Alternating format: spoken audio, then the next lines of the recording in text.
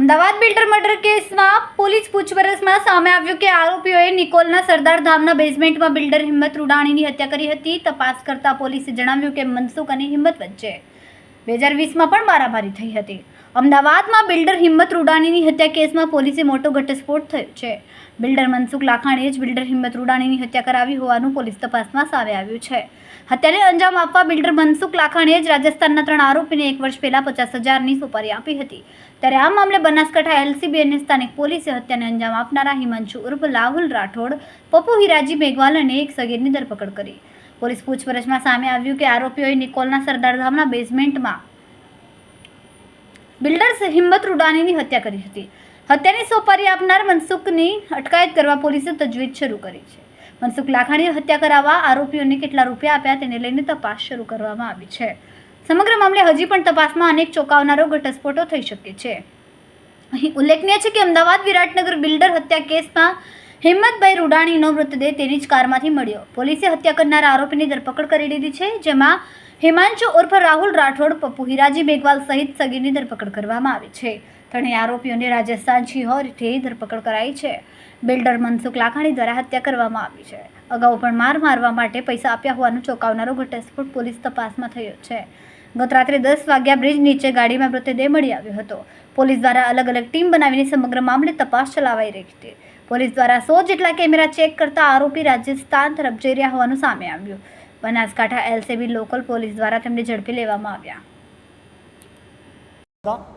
ત્યારબાદ જે આરોપી પકડવામાં આવેલા હતા તે લોકોની વધુ પૂછપરછ દરમિયાન એ લોકોને જાણવા મળ્યું હતું કે જે મર્ડર કરવા માટે જે મનસુખભાઈ લાખાણી છે, મનસુખભાઈ લાખાણી દ્વારા એ લોકોને કહેવામાં આવેલું હતું, જેના આધારે મનસુખભાઈ લાખાણીની પણ આજે અરેસ્ટ કરવામાં આવેલી છે. આમાંથી જે એક આરોપી છે, એક આરોપી રાહુલ છે, એ અગાઉ મનસુખભાઈ ત્યાંના સિક્યુરિટી તરીકે કામ કરતો હતો, જેના કારણે મનસુખભાઈએ રાહુલને આ બાબતે જાણ કરીને હુમલો કરવા કહેલું હતું.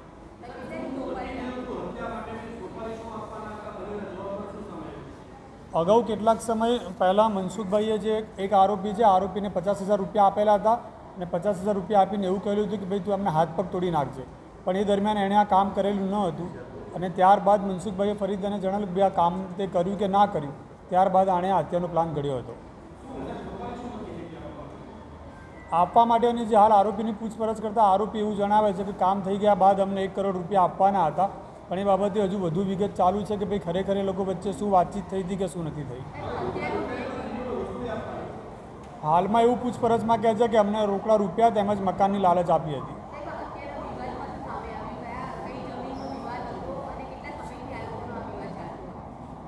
અગાઉ જે ફરિયાદી છે અને જે મનસુખભાઈ છે એ લોકોની નિકોલમાં એક પાર્ટનરશિપમાં સ્કીમ હતી. એ સ્કીમ બાબતે એ લોકોને વિવાદ ચાલતો હતો, જે બાબતે અગાઉ એક ફરિયાદ બી નોંધાઈ ચૂકી છે. અને સ્કીમમાં જે લોકોની જે પૈસાની લેતી દેતી બાકી હતી, એ લેતી દેતીના કારણે જ મુખ્ય કારણ છે હત્યાનું. કોઈ એક મનસુખભાઈની વિરુદ્ધમાં કોઈ ગુના અત્યારે દાખલ થયા નથી. એની જે જૂની ફરિયાદો તપાસમાં ચાલુ છે. જે સીઆઈડી ક્રાઇમમાં એક ફરિયાદ થયેલી છે કે મનસુખભાઈના છોકરાની વિરુદ્ધમાં દાખલ કરવામાં આવેલી હતી.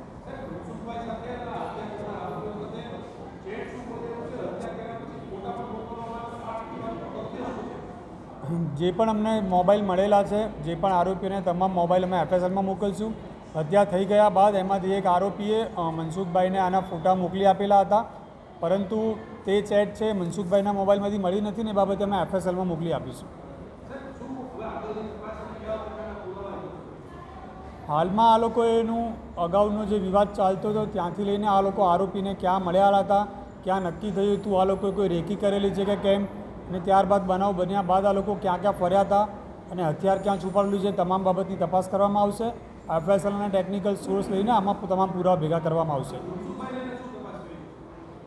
મનસુખભાઈની હાલમાં પૂછપરછ ચાલુ છે અને એ લોકોએ આવું કારણ શું હતું, આ લોકોને ક્યાં મળ્યા હતા, ક્યાં સોપારી આપી હતી, તે તમામ બાબતની પૂછપરછ કરવામાં આવશે.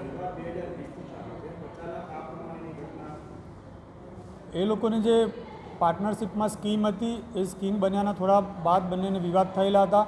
ત્યારબાદ એ લોકો એક ફરિયાદ પણ નોંધાયેલી હતી. એ લોકો વચ્ચે ક્યારેક સમાધાનની પણ વાતચીતો થતી હતી. ત્યારબાદ અગાઉ મારામારીની વાત થયેલી હતી, પણ મારામારીની વાત થઈ નથી, જેના કારણો થઈને કેટલાક દિવસ પહેલાં આ રીતની વાત થયેલી હતી. મનસુખભાઈના દીકરાનું નામ કિંજલ લાખાણી છે અને હાલ સુધીની અમારી જે તપાસ છે એમાં મનસુખભાઈનો રોલ આવેલો છે. આથી મનસુખભાઈને અટક કરેલા છે.